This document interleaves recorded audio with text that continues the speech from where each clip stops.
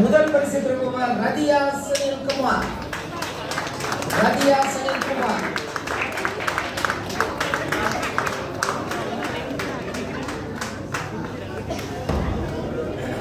புகைப்படம். சிங்கப்பூரில் இப்போ ரீசெண்டாக 45வது திருமுறை மாநாடு நடந்து முடிஞ்சிச்சு. திருமுறை சம்மந்தப்பட்ட நிறைய போட்டிகளும் நடத்தினாங்க. அதில் நான் பேச்சு போட்டியில் ஜாயின் பண்ணி ஃபஸ்ட் ப்ரைஸ் வின் பண்ணியிருந்தேன்.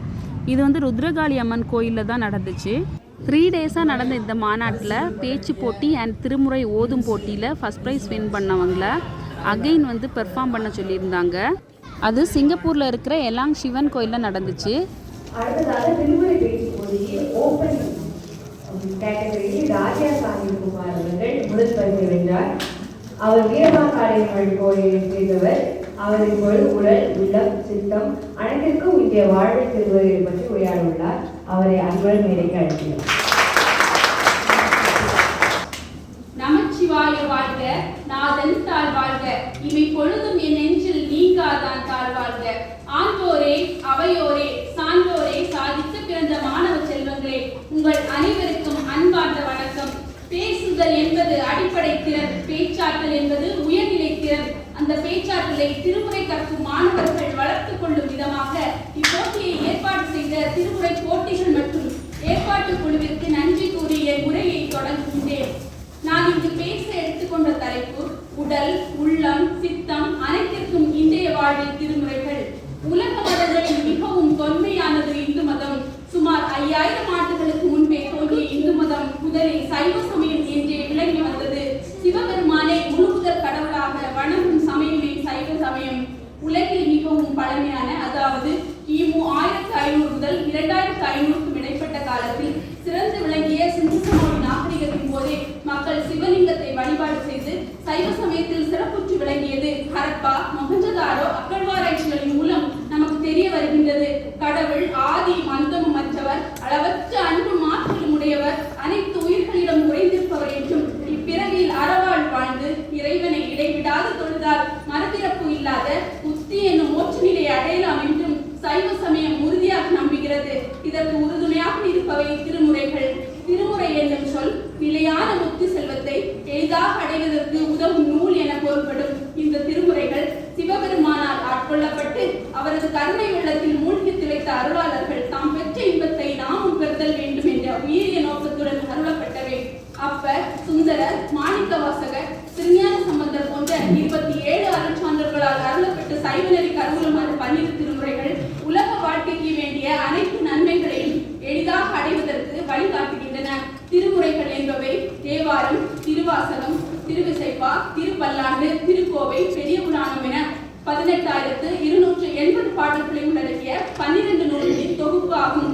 ஓலைச்சுவடிகள் வடிவில் சிதம்பரம் நடராஜர் கோவிலில் பாதுகாக்கப்பட்டு வந்த இந்த திருமுறைகளை முதலாம் ராஜராஜ சோழன் நம்பியாண்ட நம்பி அவர்களின் உதவியுடன் தொகுத்து வழங்கியதாக திருமுறை கண்ட புராணம் கூறுகின்றது.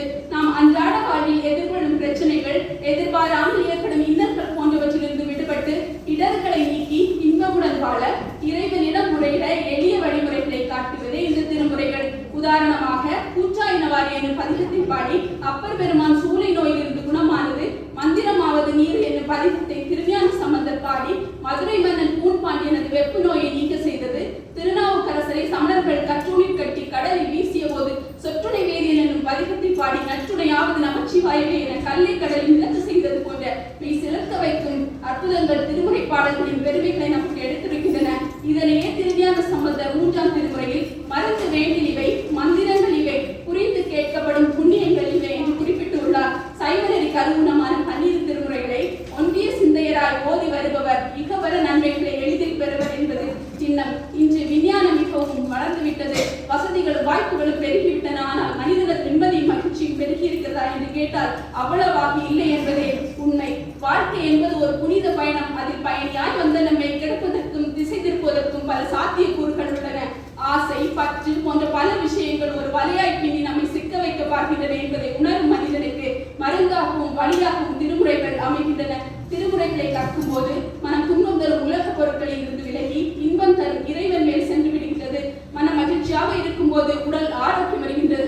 ஒரு மனிதன் சிறந்த மனிதனாக மாற திருமுறைகள் துணை புரிகின்றன. இத்தகைய சிறப்பு மிக்க திருமுறைகளை நாம் பாராயணம் செய்வதோடு மட்டுமின்றி நமது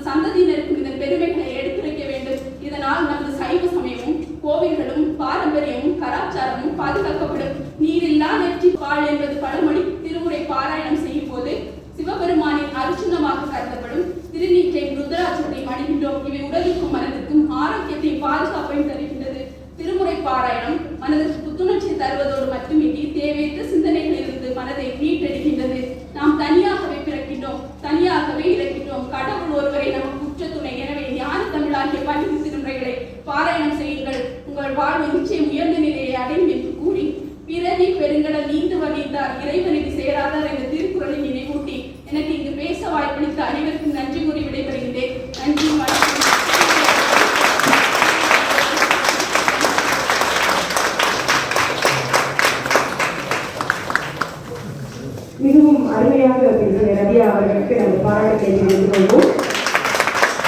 அடுத்ததாக திருமுறை ஓடும் போட்டியில் ஓபன் சீனியர் என்ற பிரிவில் 25 வயது முதல் 45 வயது